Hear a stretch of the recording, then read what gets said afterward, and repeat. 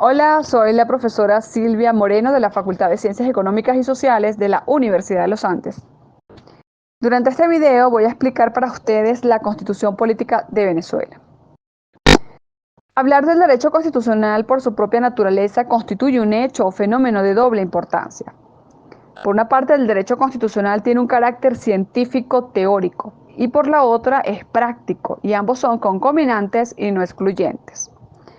Desde el punto de vista teórico-científico, es un proceso normativo, creador, dinámico, que fortalece conceptos, enfoques, modelos, teorías, concediéndole rigurosidad y estatus científico y académico.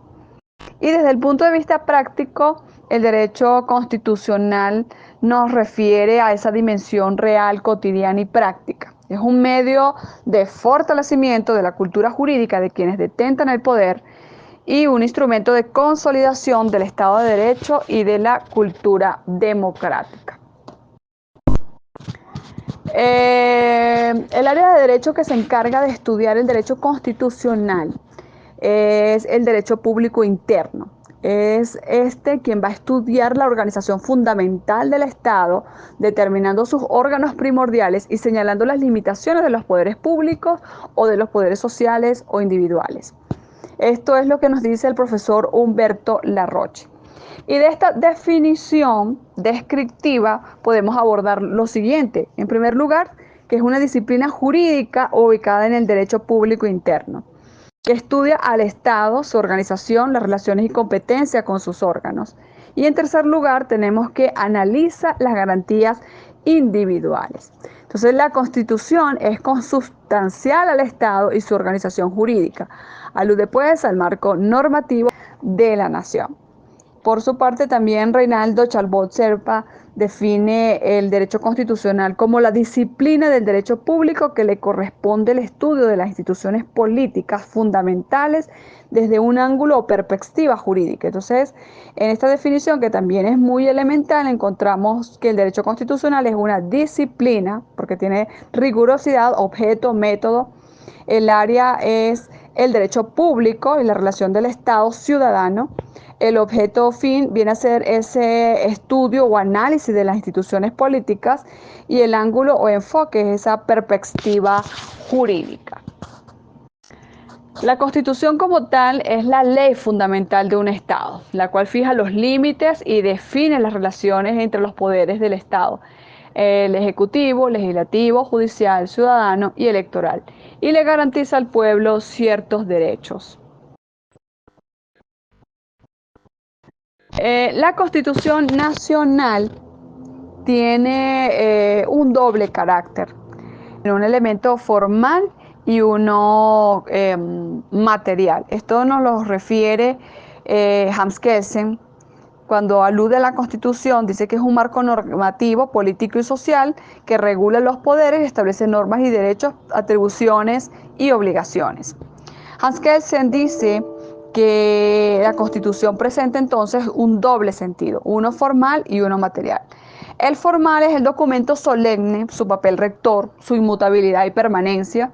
Y por otra parte, tenemos la concepción material, según la cual hay una estructura, unos procedimientos que otorgan al Estado y a los poderes públicos el cumplimiento de un rol, un papel real y trascendental como pináculo jurídico sobre la sociedad.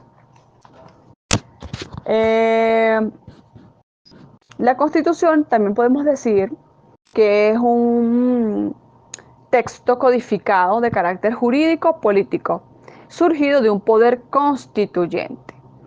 En el uso cotidiano del término también se llama constitución a todas las leyes supremas de los estados y se usa como sinónimo de Carta Magna. Pero pasemos ahora a ver qué es el poder constituyente.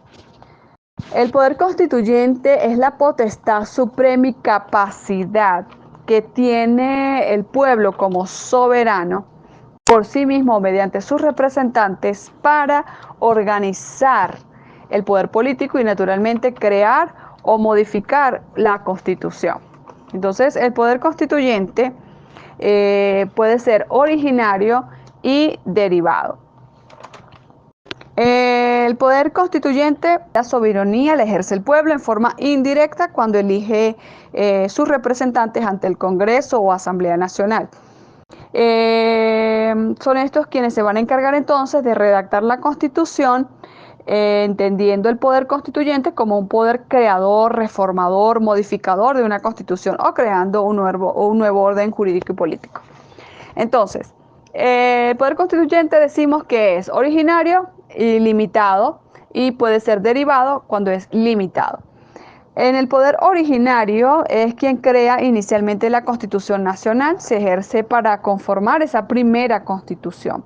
Y es derivado, es aquel que se pone en ejercicio para reformar la Constitución preexistente. Y podemos decir de él que es el ejercicio de la facultad constituyente que se ejerce por delegación, es decir, por una autoridad investida por el pueblo. En este caso serían los asambleístas. Y es un poder limitado.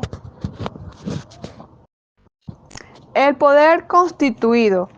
El poder constituido es el poder que ejerce el gobierno dentro de una nación, configurado dentro de esa nación, la legítima representación del Estado.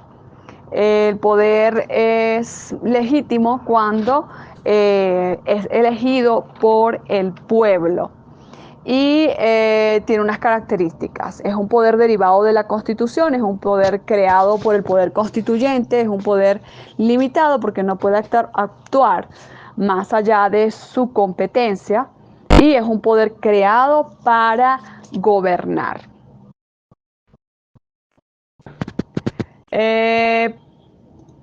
Fuentes del derecho constitucional.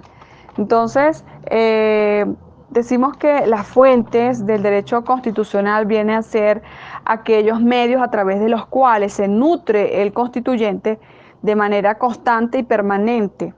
Entonces, tenemos fuentes directas o inmediatas que van a ser la Constitución, las leyes, la costumbre y los principios generales del derecho.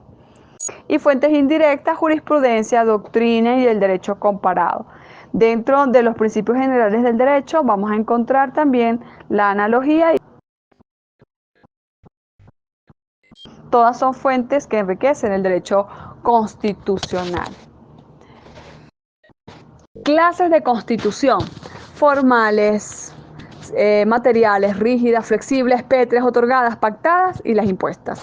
Las formales se basan en la estructura del texto escrito. Las materiales aluden a la Constitución real y vigente en determinado tiempo histórico, tomando no solo el texto escrito, sino la dimensión sociológica. Las rígidas son aquellas que requieren una reforma especial. Flexibles permiten su modificación por igual procedimiento que el resto de las leyes y son propias de países con constituciones no escritas.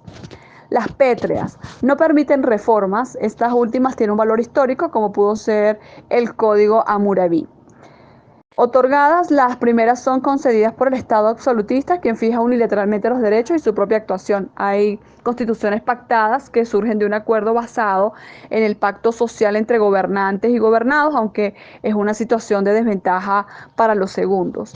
Y las impuestas son las que existen en los estados democráticos, pues emanan del pueblo a través del poder constituyente.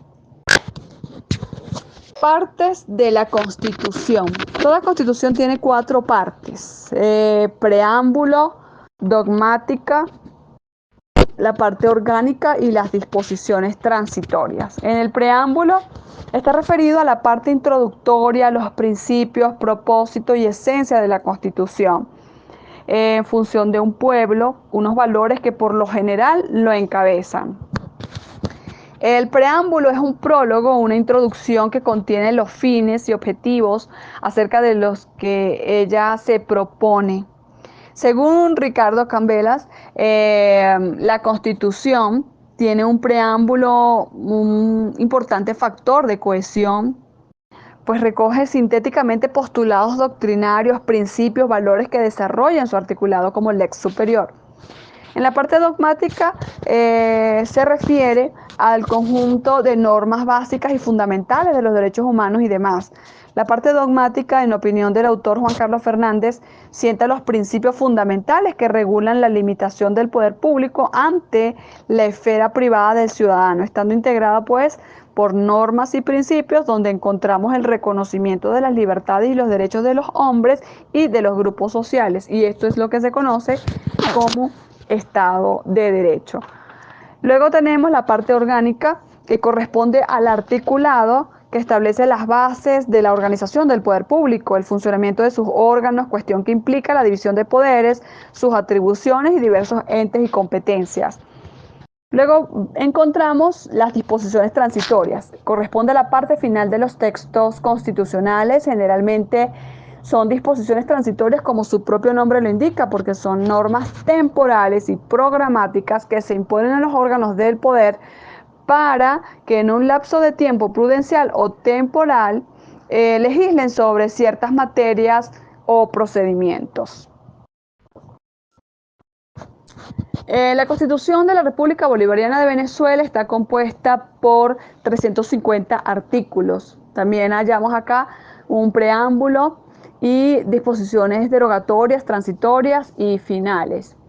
En la parte dogmática de la Constitución de Venezuela vamos a encontrar en el título primero principios fundamentales, en el título segundo del territorio, de más espacios geográficos y de la división política de la nación.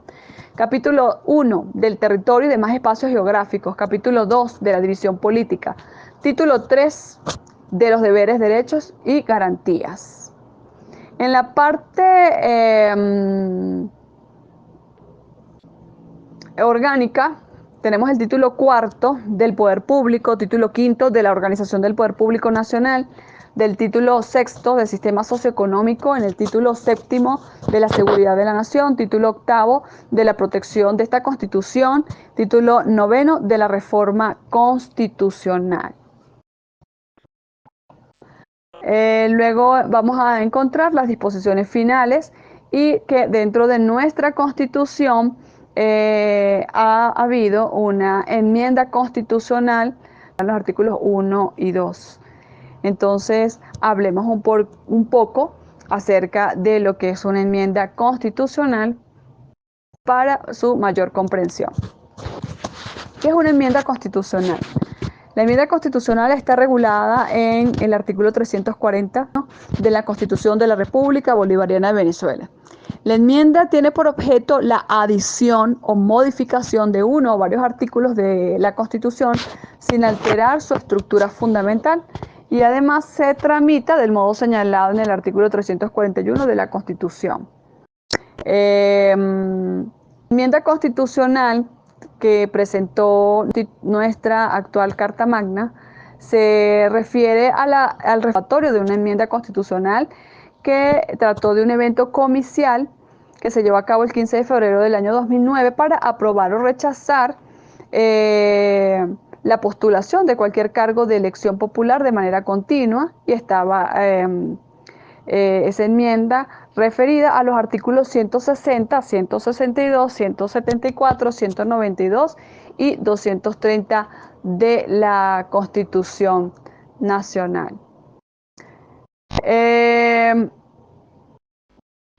Esa enmienda recibió a través de referéndum un respaldo del 71.78% de los votos escrutados, mientras que los votantes que la rechazaron participaron con 1.298.105 votantes. Finalmente ya fue promulgada por la Asamblea Nacional Constituyente en Caracas el 20 de diciembre de 1999. Con esta enmienda se introdujo en el texto constitucional la palabra bolivariana, con la ideología del bolivarianismo, y estableció el inicio de la llamada Quinta República. Ahora bien, ¿qué es la supremacía constitucional? Cuando hablamos de supremacía constitucional se refiere a que ella posee una superioridad de contenido, dado que ninguna otra norma dentro de cualquier ordenamiento puede poseer contenido, materia, aspecto y alcance contrario a la Constitución. En este sentido, ella posee el control constitucional como institución, quien corresponde salvaguardar la integridad del ordenamiento jurídico, limitando, controlando e impidiendo que cualquier otra norma inferior la afecte o contradiga. Además, la Constitución posee superioridad formal, dado que la reforma de los contenidos articulados y propia materia constitucional exigen procedimientos especiales y mucho más engorrosos o rigurosos que en la legislación y materias ordinarias. Ahora bien, aquí tenemos el orden constitucional mediante la pirámide de Kelsen, que es un recurso pedagógico para poder comprender cuál es el orden de prelación entre unas normas y otras. En la cúspide siempre vamos a encontrar la Constitución Nacional. De forma descendente vamos a encontrar leyes especiales, leyes orgánicas. Luego vienen leyes ordinarias, los decretos ejecutivos, los reglamentos, las ordenanzas y las resoluciones. Veamos qué es una inconstitucionalidad. Una inconstitucionalidad hace referencia a que una norma de carácter inferior no puede contradecir una de carácter superior porque inmediatamente estaría tachada de inconstitucionalidad. La garantía penal que establece esta Constitución es que contra los transgresores de su norma están penados y todos los jueces de la República están en la obligación de restituir lo constitucional. Y no solo esto, sino cualquier ciudadano esté investido o no de autoridad. Y esto es a los que nos refieren los órganos contralores de la Constitución de la República Bolivariana de Venezuela, los cuales se referencian en el artículo 333 al 336 de la Constitución de la República Bolivariana de Venezuela, que habla de las garantías de la Constitución y protección a esta norma suprema. Dice que ella no perderá la vigencia si dejare de observarse por actos de fuerza o porque fuere derogada por cualquier otro medio distinto al previsto en ella. Ante tal eventualidad, los ciudadanos, investidos o no de autoridad, tienen derecho a colaborar en el restablecimiento de su efectiva vigencia. Todos los jueces de la República, en el ámbito de sus competencias, están en la obligación de asegurar la integridad de la Constitución.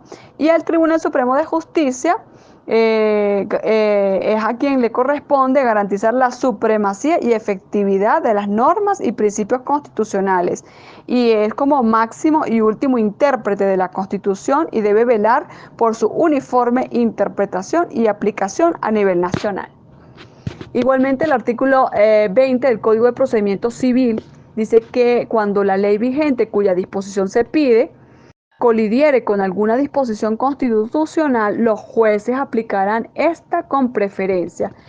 De igual manera, el artículo 19 del Código Orgánico Procesal Penal dice que corresponde a los jueces velar por la incolumidad de la Constitución de la República cuando la ley cuya aplicación se pida colidiere con ella. Los tribunales entonces deberán atenerse a la norma constitucional.